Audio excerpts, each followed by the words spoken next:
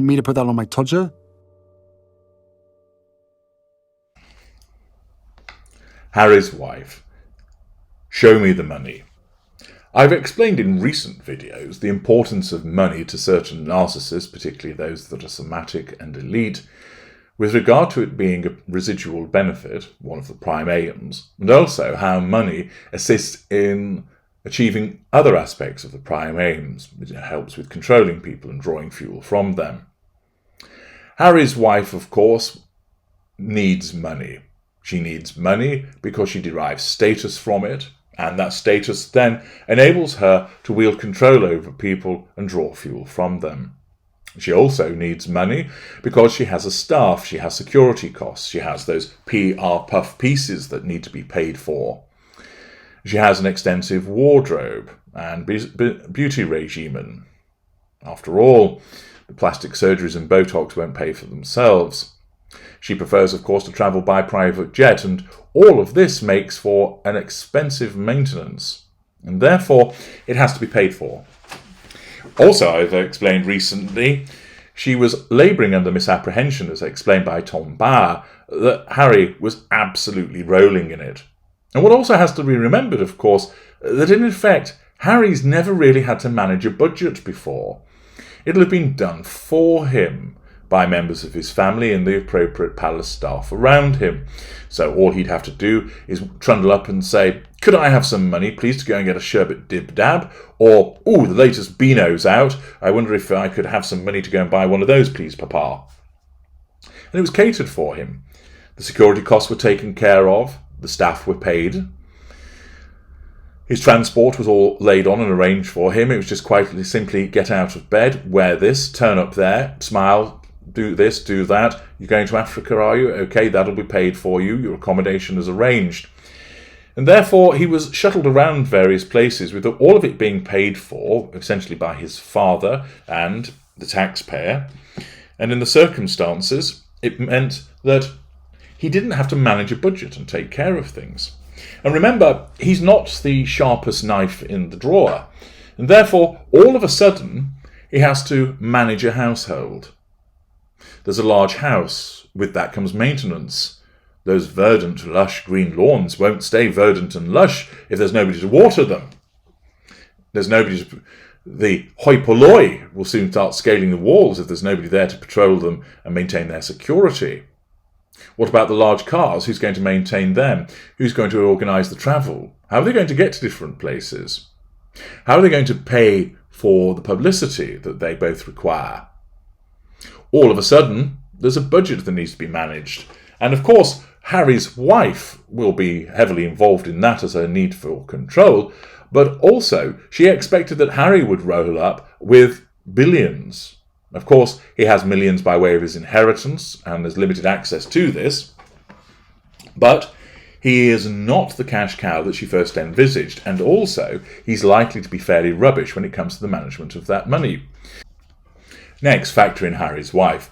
She's profligate when it comes to her expenditure. Just witness the fact that she wore nearly £1 million worth of clothing, all financed by Prince Charles.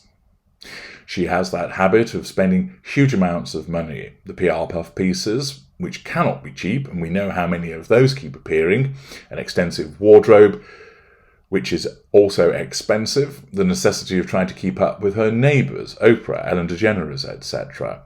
All of this costs money.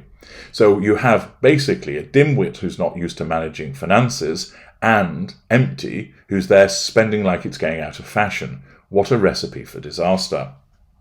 Now, of course, when it comes to the issue of money, is what's known as the Markle principle. Annual income, £20. Annual expenditure, £19, 19 and 6. Result, happiness. Annual income, £20. Annual expenditure, £20, ought and 6. Result, misery. And thus, that was said by Wilkins Micawber in Charles Dickens' novel, David Copperfield, and it's often used as a definition of the consequences of debt. And so, in order to avoid such a situation, the appropriate way forward, of course, is to ensure that either you increase your income to cover your expenditure, or you cut back your expenditure so that it comes within your income. Now, of course, the idea of cutting back with expenditure is anathema to certain narcissists, and certainly Harry's wife. Remember, for her, money is vastly important for the reasons that I've outlined earlier, and therefore cutting back on her expenditure is essentially viewed subconsciously as a threat to control. Accordingly, the idea that she ought to cut back on her expenditure really is not something that she would go along with. Her narcissism will not accept it. And therefore, the only alternative is to maximise her income. But how? How might she go about this? Write another book? Well, there's the possibility of her memoir, although with her falling popularity, it remains debatable just how much interest there would be in that, and one would recognise that the sales would not be particularly good at all. Perhaps she could go back to entertaining and being actress. It's unlikely that she would get anywhere near the level of income that she would require through that, because quite simply she's not that good, and most of Hollywood doesn't really want anything to do with her. Could she enter politics and perhaps massage some individuals to start assisting her monetarily that way? She hasn't got the aptitude for politics. She'd get eaten alive. There are, of course, no other real talents that she possesses that she could monetize, and she has monetized her victimhood to the nth degree that it really becomes questionable as to whether that can be done any longer. And, of course, with South Park roundly roasting her, demonstrating how that victimhood has been used, it may well be the case that that aspect has all but dried up. This means that Harry's wife is very much short of options when it comes to the maximising of her money, and probably part of the reason why that recent guru had been hired for the purpose of assistance in that regard. But there are some rumours about what she might be up to try and get that big wonga in. And these observations have come from the Reddit thread, St. Harry's wife, of course they use her real name, and a Redditor by the name of Jennifer Shepherd has offered some rumoured suggestions as to what Harry's wife is up to in basically her Del Boy activities of trying to generate more income so that her vast expenditures can be covered. First of all, of course, there is the Getty connection, and apparently she's trying to work the connection with Getty still, and apparently other bigwigs, to get an angel investor to plop down millions, tens of millions, into various startup plans that she's floating. The main ones included are the fact that before something went wrong with the birth management of Archie, she wanted to bring out baby stuff, clothes, accessories, cool California mum stuff, and she bought websites and sought investors, but the whole thing crashed. Unsurprisingly, because of course she has the same touch. Everything that she touches turns to shit. Of course, there is the much vaunted relaunch of the TIG, and apparently this has been done in a kind of vague lifestyle brand format. Apparently she's talked to various people in tech about this, and she's been told you need 10 to 20 million to start it, and constant branding and hard work for reinvesting. And if you're lucky, in 5 years you're not broke. Apparently, according to this Redditor, Harry's wife is very 1995 in her approach, with fashion, lifestyle trends and dot-com boom thinking where you could get millions invested in you for just having a catchy domain name, and it isn't going to happen.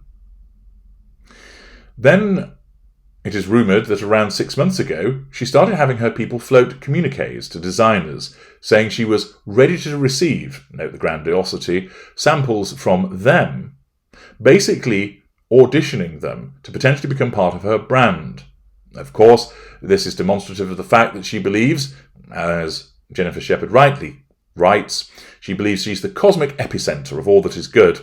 And then this morphed into an attempt to get broke yet talented designers to give up their creative copyright, lack of boundary recognition, sense of entitlement, lack of accountability, absence of emotional empathy, so all of their work could be branded as her designs.